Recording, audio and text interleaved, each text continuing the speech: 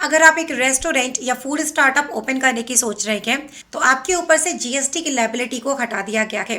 कैसे? चलिए डिस्कस करते हैं आज की वीडियो में। So hello friends, this is सी आरती अग्रवाल और आज की वीडियो में हम बात कर रहे हैं जीएसटी के उन रूल्स के बारे में जिनके अकॉर्डिंगली अगर एक रेस्टोरेंट किसी ई कॉमर्स ऑपरेटर के थ्रू अपनी सर्विसेज प्रोवाइड करता है तो वहां पर जीएसटी पे करने की लायबिलिटी शिफ्ट कर दी गई है ई कॉमर्स ऑपरेटर के ऊपर। तो चलिए इस प्रोविजन को डिस्कस करते हैं डिटेल में।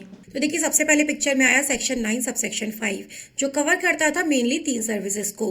The first one is the passenger transport services, second one is accommodation services and the third one is housekeeping services.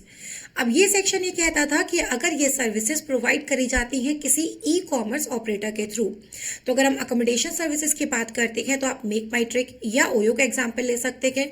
अगर हम पैसेंजर ट्रांसपोर्ट सर्विसेज की बात करते हैं तो आप ओला या उबर का एग्जाम्पल ले सकते हैं। और अगर हम हाउस कीपिंग सर्विसेज की बात कर सकते हैं तो आप अर्बन क्लैब का एग्जाम्पल ले सकते हैं। तो ये सब सर्विसेज अगर किसी ई कॉमर्स ऑपरेटर के थ्रू प्रोवाइड करी जाती थी तो वहां पे जीएसटी पे करने की रिस्पॉन्सिबिलिटी होती थी ई कॉमर्स ऑपरेटर्स की, ना कि सर्विस प्रोवाइडर्स की। अब जीएसटी की 45th काउंसिल मीटिंग हुई जहां पर एक नोटिफिकेशन इशू किया गया जिसने रेस्टोरेंट सर्विसेज, जिसमें क्लाउड किचन की सर्विसेज भी इंक्लूडेड थी, इसको भी सेक्शन 9 सब सेक्शन 5 में इंक्लूड कर लिया और इसकी एप्लीकेबिलिटी थी फ्रॉम 1 जनवरी 2022। तो इसको डिटेल में अगर हम देखें तो 1 जनवरी 2022 से पहले कोई भी रेस्टोरेंट अगर सर्विसेज प्रोवाइड कराता गया even through e commerce operator, in that scenario भी रेस्टोरेंट को ही अपनी जीएसटी की लायबिलिटीज को डिस्चार्ज करना होता था। ई कॉमर्स ऑपरेटर सिर्फ टीसीएस कलेक्ट करके उसकी रिटर्न फाइल करते थे इन जीएसटीआर 8।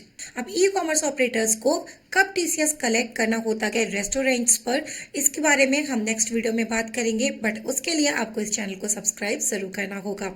चलिए डिटेल में समझते हैं। तो अगर एक रेस्टोरेंट अपनी सर्विसेज प्रोवाइड करता है एक e commerce operators like Swiggy और जोमेटो, तो उस कंडीशन में जीएसटी पे करने का बर्डन रेस्टोरेंट्स के ऊपर से शिफ्ट होकर ई कॉमर्स ऑपरेटर के ऊपर आ जाता है। तो चलिए कुछ एडिशनल पॉइंट्स ऑफ जीएसटी के बारे में भी बात कर लेते हैं। तो सबसे पहली बात, जीएसटी का रेट लगता है 5% का। इस कंडीशन में जो ई कॉमर्स ऑपरेटर ये जीएसटी गवर्नमेंट को पे करेगा उसके लिए सिर्फ इलेक्ट्रॉनिक कैश लेजर को यूज कर सकता है, इलेक्ट्रॉनिक क्रेडिट लेजर को यूज नहीं कर सकता।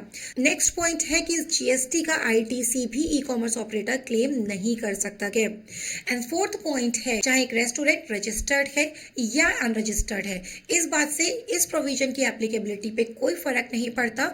दोनों ही सिनेरियो में जीएसटी पे करने का बर्डन ई कॉमर्स ऑपरेटर पर ही शिफ्ट कर दिया गया है। तो चलिए अब एक एग्जाम्पल से इसको समझ लेते हैं। तो फॉर एग्जाम्पल एक यमी रेस्टोरेंट है जो जोमेटो के थ्रू एक ऑर्डर सर्व करता है, फॉर एग्जाम्पल 1000 रुपीज का। अब इसके ऊपर जो एप्लीकेबल होगा जीएसटी दैट इज 5% का जीएसटी आपका कितना आता है 50 रुपीज का। तो टोटल बिलिंग आपकी जो बनेगी दैट विल बी 1050 रुपीज की आपकी बिलिंग बन जाएगी।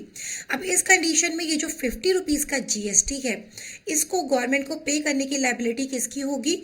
ई कॉमर्स ऑपरेटर, मतलब इस कंडीशन में कौन है? जोमेटो। अच्छा, अब ये भी हो सकता है कि वो अपने रेस्टोरेंट से भी कुछ सर्विसेज प्रोवाइड कर रहे हो, कुछ सर्विसेज ई कॉमर्स ऑपरेटर के थ्रू भी प्रोवाइड कर रहे हो। तो यहाँ पे इनको दो अलग अलग बिलिंग मेंटेन करनी होगी और दोनों का ही अलग अलग रिकॉर्ड मेंटेन करना होगा, क्योंकि जो भी सर्विसेज ये रेस्टोरेंट ई कॉमर्स ऑपरेटर के थ्रू, मतलब जोमेटो स्विगी के थ्रू देता है, उसके ऊपर तो जीएसटी की लायबिलिटी ई कॉमर्स ऑपरेटर की होगी। लेकिन जो इनके अपने फिजिकल आउटलेट से डिलीवरीज हो रही है, वहां पे जिन कस्टमर्स को सर्व किया जा रहा है उसके ऊपर जो जीएसटी पे करने की लायबिलिटी है वो रेस्टोरेंट्स की होगी। सो आई होप ये एग्जांपल आपको क्लियर हो चुका है। बट अब इस कहानी में एक ट्विस्ट है, एक एक्सेप्शन दिया गया है और एक्सेप्शन ये है कि अगर सपोज करिए ये एक रेस्टोरेंट ऐसा रेस्टोरेंट है जो एक ऐसे होटल में सिचुएटेड है जिसके एक रूम के एक दिन का टैरिफ इज मोर देन 7500, तो इस कंडीशन में इन रेस्टोरेंट्स के ऊपर जीएसटी पे करने की लायबिलिटी होगी, ना कि ई कॉमर्स ऑपरेटर्स के ऊपर।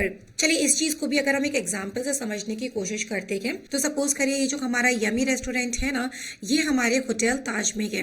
अब अगर हम बात करते हैं यहाँ के रूम के टैरिफ की, तो सपोज करिए इसका एक रूम का टैरिफ एक दिन का होता है 20,000 रुपीज का।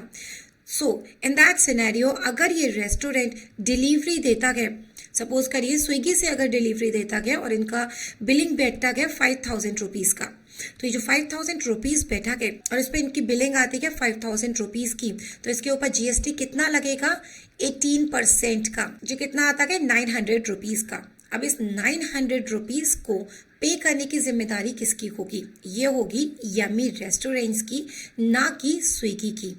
अब हम बात करते हैं कि यहाँ पे 18% का जीएसटी क्यों लगा गया। तो देखिए रेस्टोरेंट्स के केस में जीएसटी के 3 रेट होते हैं, 5%, 12% एंड 18%।